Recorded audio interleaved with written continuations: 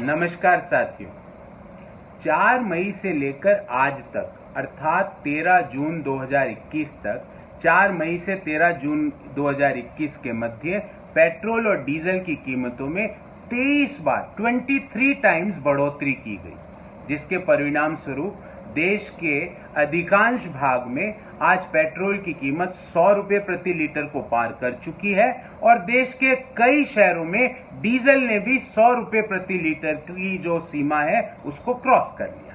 आज मैं 2 प्रश्नों के उत्तर खोजने का प्रयास करूंगा। पहला, कि क्या सच में कच्चे तेल की कीमतें अंतर्राष्ट्रीय बाजार में जो चलती है, क्या उससे हमारी पेट्रोल और डीजल की कीमतों का निर्धारण होता है?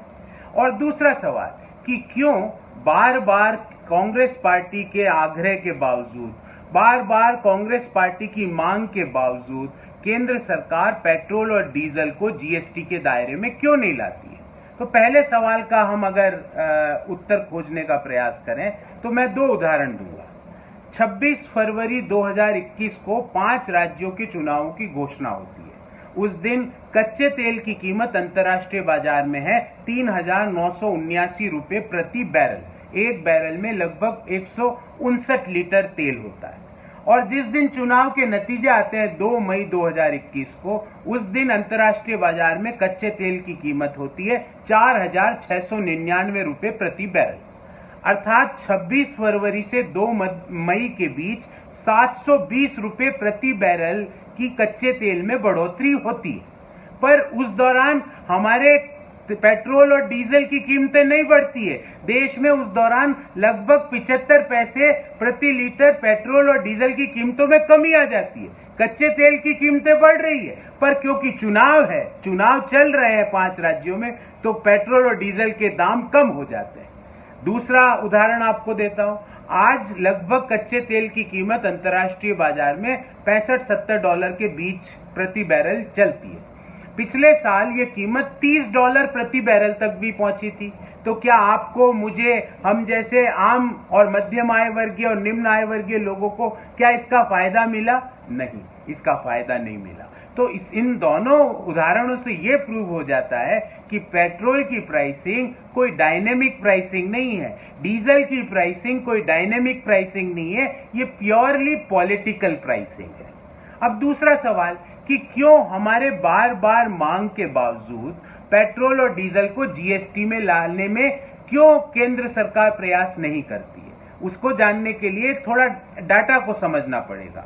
अभी केंद्र सरकार करों से 32 रुपये 90 पैसे प्रति लीटर पेट्रोल से इकट्ठा करती है और डीजल से ये अमाउंट है 31 रुपये 80 पैसे प्रति लीटर। ध्यान रहे, 2014 में जब यूपीए की सरकार थी तो पेट्रोल पर प्रति लीटर एक्साइज ड्यूटी हुआ करती थी 9 रुपये 20 पैसे और डीजल पर हुआ करती थी 3 रुपये 46 पैसे। अर्थात पिछले 7 सालों में पेट्रोल पर एक्साइज ड्यूटी की बढ़ोतरी हुई 258%, 258%, और डीजल में एक्साइज ड्यूटी की बढ़ोतरी हुई 820%, 820% से एक्साइज ड्यूटी बढ़ गई। अब अगर हम इस एक्साइज ड्यूटी को देखें तो इस 32 रुपये 90 पैसे में 20 रुपये 50 पैसे सेस के रूप में। सेस और ड्यूटी में क्या अंतर है?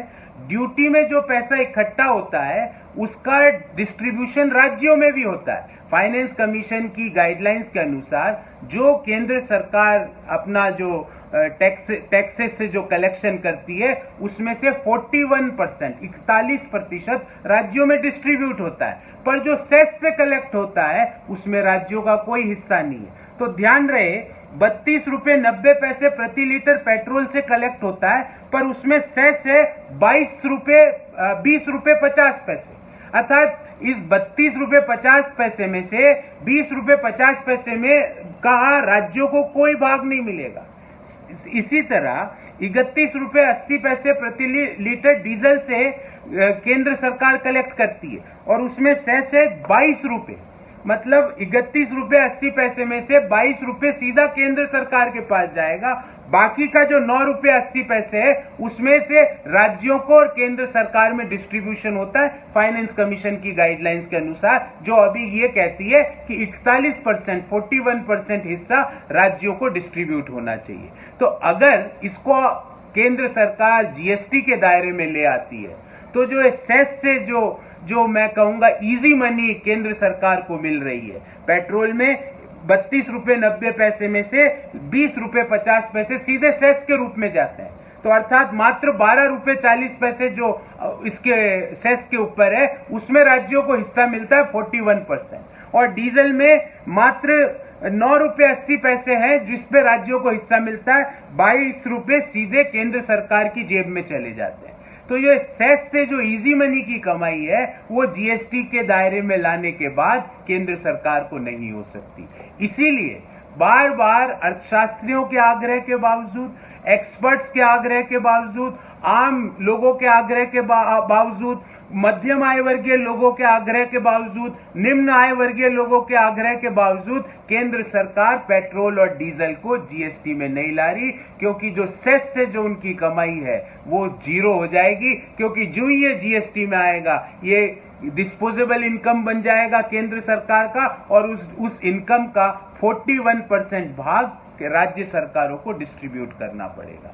इन दो सवालों का ही मैंने उत्तर जानने का आज प्रयास करा। बहुत बहुत धन्यवाद। जय हिंद।